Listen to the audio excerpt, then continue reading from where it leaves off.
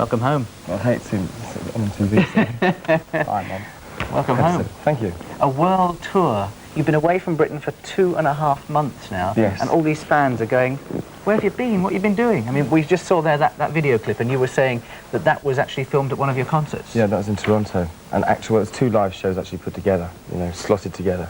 But what I was saying was that, you know, it wasn't a set-up job with the audience and paid people to come in and things like that, on us doing studio work. It's quite unusual for Duran to do a performance video like that, because you normally do all these things. Basically, I never understand. It's funny you should say that, actually, because two years ago we said we'll never, ever make a live video. We'll never do that. You know, that was one of the things we really sort of had to stand up against. But having said that for so long, we thought it was about time we went back on our word and did one. So we did. But we tried to make it a bit different from everybody else's, you know, put some extra bits in that little effect. I don't know if you've seen the wave that comes over the audience. Yes, we saw that. And the guy looks up and gets a bucket of water in his face. So some good comedy moments in there as well. Oh, absolutely. So there's some fun in your music, because you were getting fairly serious about things, weren't you? With Union of the Snake, which was the last record, it was all fairly deep stuff, wasn't it? You were getting very serious about life. Is that a phase that the band goes as serious as one can get in a pop group, I suppose. Really, you can't get too serious. I know some people do get very serious, but in a band like us, 5 guys who keep jumping on you, sort of mentally and physically, you've got to keep a sense of humour, otherwise you go a bit silly. 2.5 months away from Britain, do you now have a different view of Britain? Well, I came back on Thursday, and it looks very different from inside than it does from outside. And I'm not quite sure what it is. I know I'm glad to be back. It looks much better from being inside than what, you think outside. Our image out abroad is not as good as the image we've got of ourselves? No, it's not that good at the moment, actually, no, it's not. But you're not deserting us?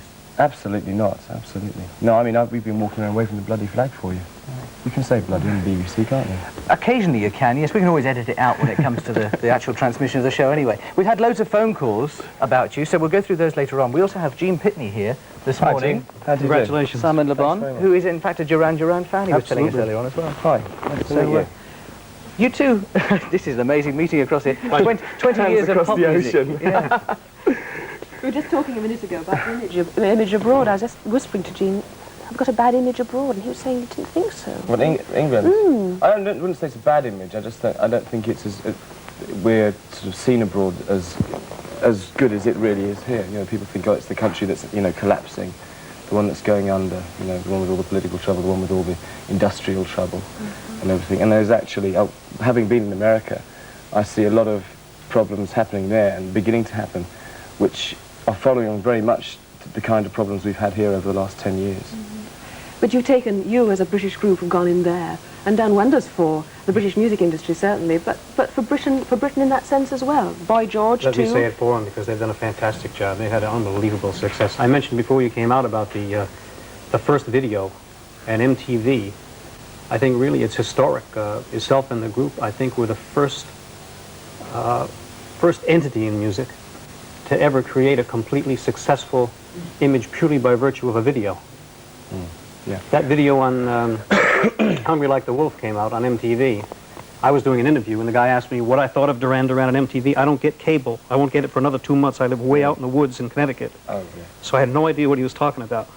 Shortly thereafter I learned. It was fantastic. Yeah, video, I mean, for us it was our big chance. It was the first new thing to happen to music for such a long time. It was like the advent of, say, stereo. And take a group like Pink Floyd, who really used that to their advantage. They explored it and pioneered it and made something new of it. We saw video come along and thought, hey, come on, chaps, we could do something with this, because everybody else was doing the straight live video, or they were putting like pictures of Mickey Mouse to their music, which had nothing to do with the songs at all. So we thought, let's go off on location for a start and do something. You've been to Montserrat, you've been, south of France, Sri Lanka, all over the place. What a lovely life, isn't it? It's all right. I mean, the work is, I mean, making videos is something which a lot of people don't quite understand.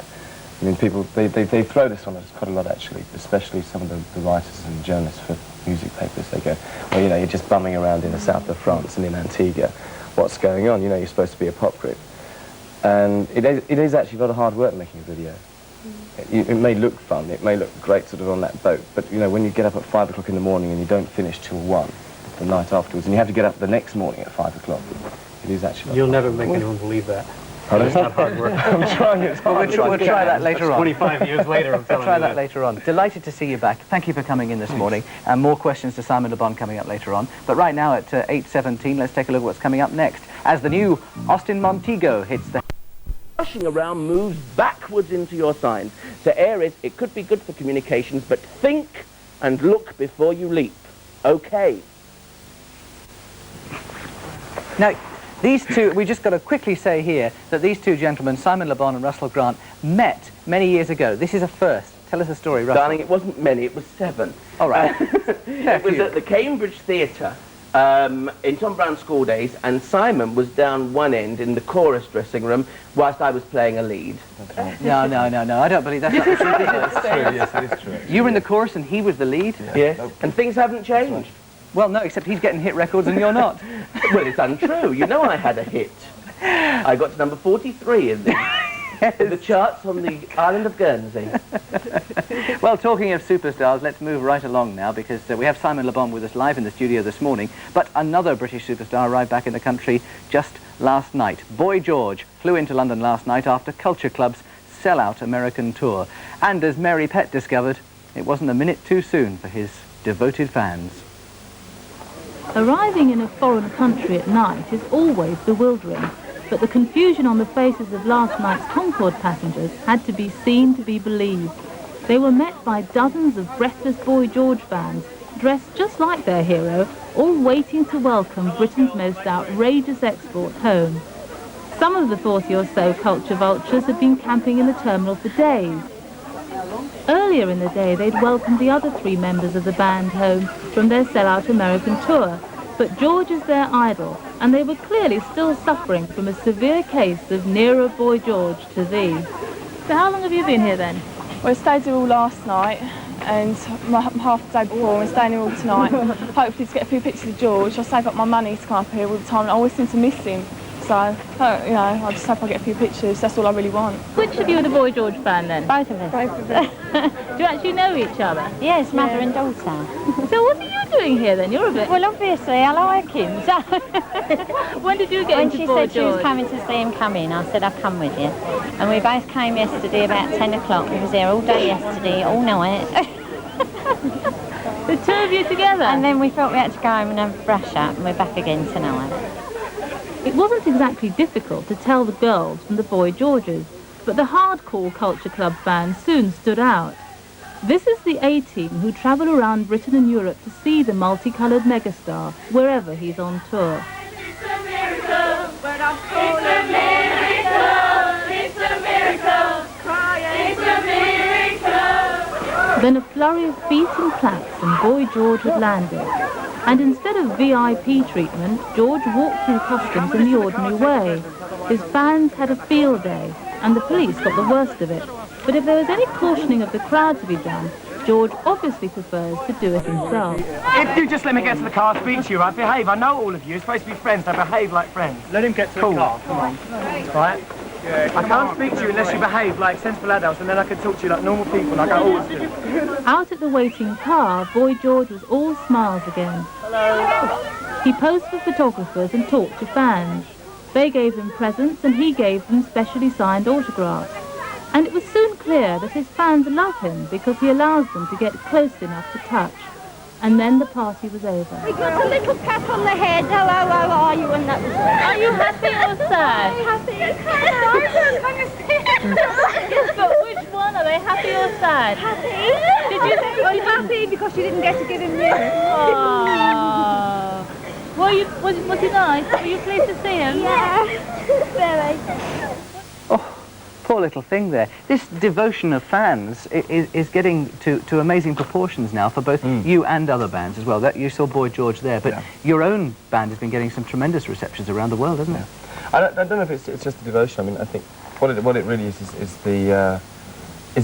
just the way that the fans are approaching the sort of the idea of being a follower of a band. Instead of just buying the records and going to see the shows, they want to go all over the place. They want to meet you. They want. I think what they really want is for you to look at them and realise that, you know, there's this person in the world who's got blue eyes and brown hair, and sort of it's so tall and say hello to them. Right. Like they know that you're alive. They want recognition themselves. The age span of your fans is quite incredible. I mean, we saw this, little tiny girls, but it's the same with Duran Duran. Little tiny girls and boys, and right the up... old truckers. Yeah, I mean, tremendous age span there. Yeah. And years ago, you would never have seen bands like yourself being featured in magazines like Woman's Own and Woman's Realm and that sort of thing. But you are, as well as all the pop magazines, aren't you? It is a bit incredible, really. I mean, I suppose that as pop music gets older, I mean, how old is it now? It's coming up for 30 years, yeah. As it gets older, then the span of people who are kind of initiated to it gets older as well. And those people who listen to Bill Haley still buy new records these days. Yeah. Well, look, many of your fans have rung in this morning, and I will get hung, drawn and quartered if I don't actually use a few of their questions. So, from Jane Ball of Wigan, she says, Simon, when you were small, did you enjoy being in adverts?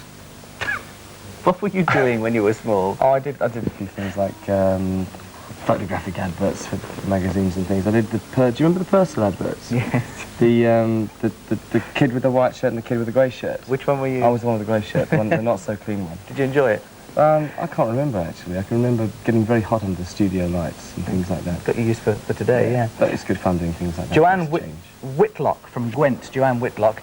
Is it true about your American engagement? Now, this is referring to your love life. Here, is it? Simon? I think she's got a bit confused. You are engaged to a Canadian. I was going to say, if there is any truth in this American engagement, the Canadian engagement is going to get very upset. But you are still engaged? Yeah.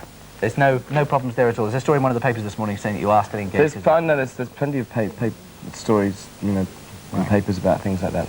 It's funny actually. I mean, as the more you succeed, I think, in business, in the kind of business we're in, the more people want to know what's going on, you know, behind the closed doors sort of thing, which is makes it a very odd business to be in, because your private life suddenly becomes of great public interest, and it's something which you're not used to, you know, you're not prepared for, really. No, and you like to keep it separate as well. I will press you no further on that. I will say thank you so much for getting up early this morning to come in and see us. Congratulations on the highest new entry in the charts this week. Thank you. And many more years of success for Duran Duran. Simon Le Bon, thank you very much. Thanks very much. Thank you. Thanks.